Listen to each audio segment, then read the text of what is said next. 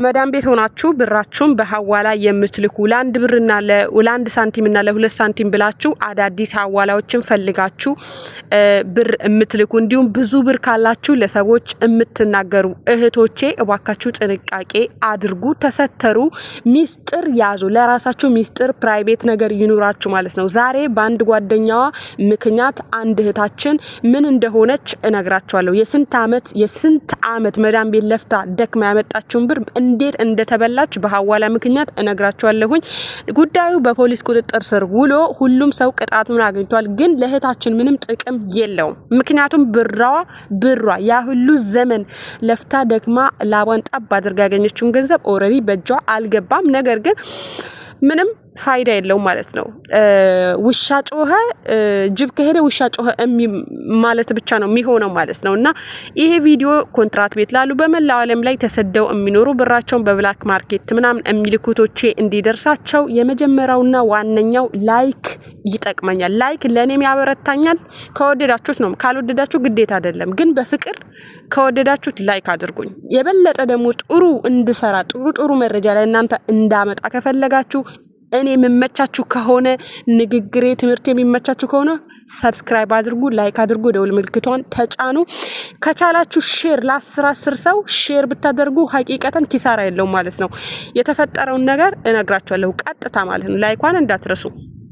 አንድ እህታችን ወደ 70,000 ድርሃም ይኖራታል። እንግዲህ 70,000 ድርሃም በጣም ብዙ አመት ይፈጃል ለማግኘት። በአሁኑ ሰዓት ቢያንስ 70,000 አስቡት እናንተ። ደሞዟ በአንዳንድ ሺህ ብር ቢሆን የስንት አመት ደሞዝ እንደሆነ አስቡት። 70,000 ድርሃም ማለት ነው።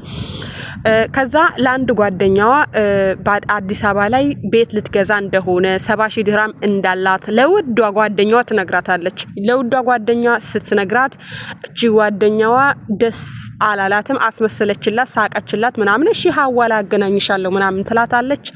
ከዛ የሆነ ድብቅ ቦታ ተወስዳትና ያንን ብር ተቀብለዋት ይሰወራሉ ማለት ነው። እንግዲህ የልብ ጓደኛዋ ናት እንደዚህ ያስደረገቻት። ብዙ አላችሁ የልብ ጓደኛም ሆነ ምንም ሆነ ሚስጥር የሚባል ነገር አለ። ሚስጥር የሚባል ነገር ለራሳችሁ መያዝ መቻል አለባችሁ መጀመሪያ እናንተ ማለት ነው።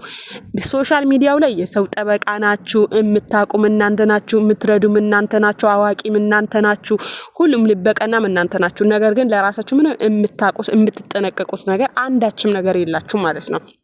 እና ያቺ 70,000 ድርሃም ተበላች። ህይወቷ ግን አላህ አዳነላት። ከህይወት ከተረፈች ከሳምንት በኋላ ለፖሊስ አመለከተች። ለፖሊስ ባመለከተች በሳምንቱ ጓደኛዋም ግብረአበሮቿም በቁጥጥር ስር ውለዋል።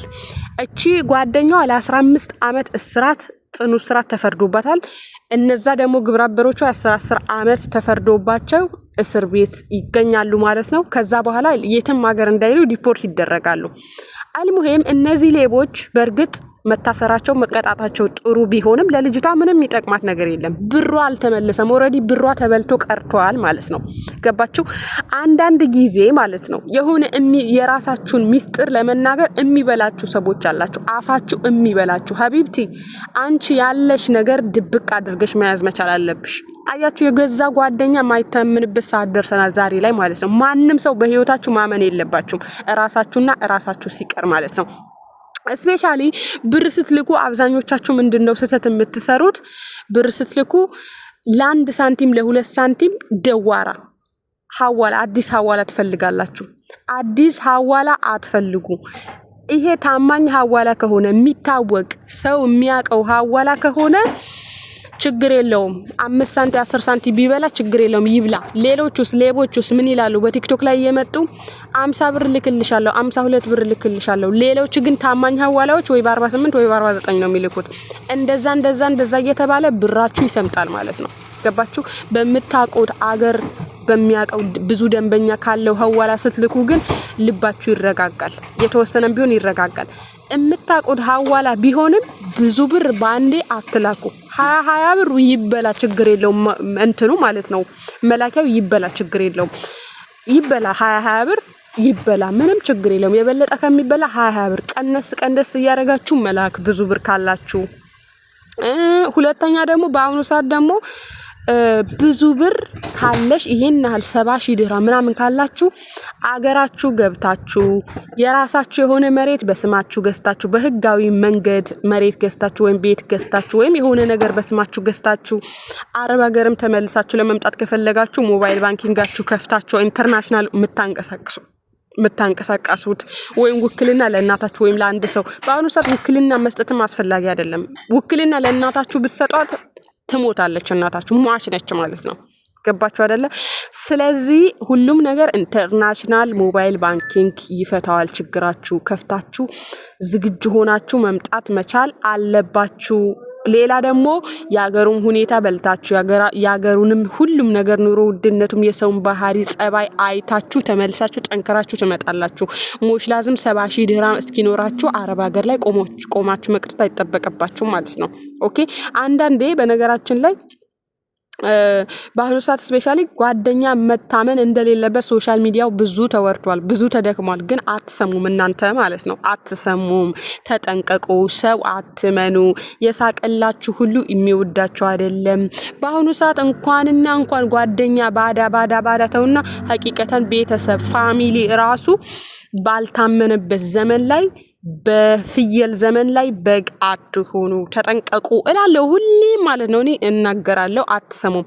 ግን አሁን እኔ አያገባኝም፣ የሰማ ይስማ ያልሰማ አይስማ። እኔ ግን ከማውራት ከመናገር ከመገጸጽ እናንተን ከመገጸጽ ወደ ኋላ እምልበት አንዳችም ምክንያት የለኝም ማለት ነው። ሀባይቢ ሀቂቀታን ሰንጥሉ። አንቺ እኮ ስትሰጪ ፋራ ነው የምትባይ። በአሁኑ ሰዓት የሚሰጥ የለም የሚቀበል ነው እንጂ ማለት ነው። አረብ ሀገር ሰርታችሁ የምታገኙት 5 ሳንቲ ወደ 50 ሳንቲ መቀየር መቻል አለባችሁ እንጂ አይ ቀጣይ ወር እኔ ሰርች ያገኛለሁ፣ በቀጣይ ወር እንደዛ ያገኛለሁ፣ በቀጣይ ወር ደግሞ ስለሚመጣ ይሄ ወር ለዚህ ያክለከለ መስጠት አለብኝ። ሀቢብቲ አሁን ለምሳሌ በቀላሉ ኮንትራት ቤት ምሰሩ እህቶቼ 30,000 ብር እንበል በወር 30,000 ብር ለቤተሰቦቻችሁ ብትልኩት ቤተሰብ አትላኪ። አንቺ እኮ ኩሽና ነው የምታጥቢው፣ ኩሽና ነው ቆመሽ የደም ስርሽ እኮ ቀጥ ብሎ ነው የሚውለው፣ እርፍት እኮ እያደረግሽ አይደለም አይሉሽም። ኦኬ። ግን ቤተሰብን መርዳት ካለባችሁ ቤተሰቦቻችሁ ምንድነው የሚያስፈልጋቸው? ቀለብ ነው ወይም የቤት ክራይ ነው ወይም መጥናችሁ ቆጥራችሁ አስባችሁ አውጥታችሁ አውርዳችሁ 5 ሳንቲም መርዳቱ አስፈላጊ ከሆነ ነው የምላችሁ ሀቂቀተን።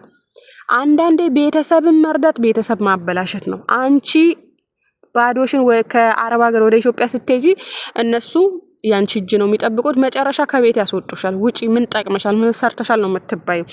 ዋናው ጠቃሚው ነገር በዚህ ምድር ላይ ይዞ መገኘት፣ ለራስ ሆኖ መገኘት፣ ራስን በራስ ማቆም ያ ነው። ኦኬ። ለማንኛውም ለነበረን ቆይታ እጅግ በጣም አድርጌ ብዙ መናገር የምፈልገው ነገር ነበር፣ ግን በነገራችን ላይ ግን ያው ደቂቃው እየሄደ ነው። እናንተም አጭር እጥር ምጥን ያለ ቪዲዮ እንዲሆንላችሁ 8 ደቂቃ ብቻ ነው የምሰራው። እንደ ሰው 10 ደቂቃ 20 ደቂቃ አልሰራም። እናንተም በጽሙና ታዳምጡታላችሁ። ላይክ ሼር ማድረግ እንዳትረሱ። ባይወዳችኋለሁ። በቀጣይ ባሪፍ ቪዲዮ እንገናኝ።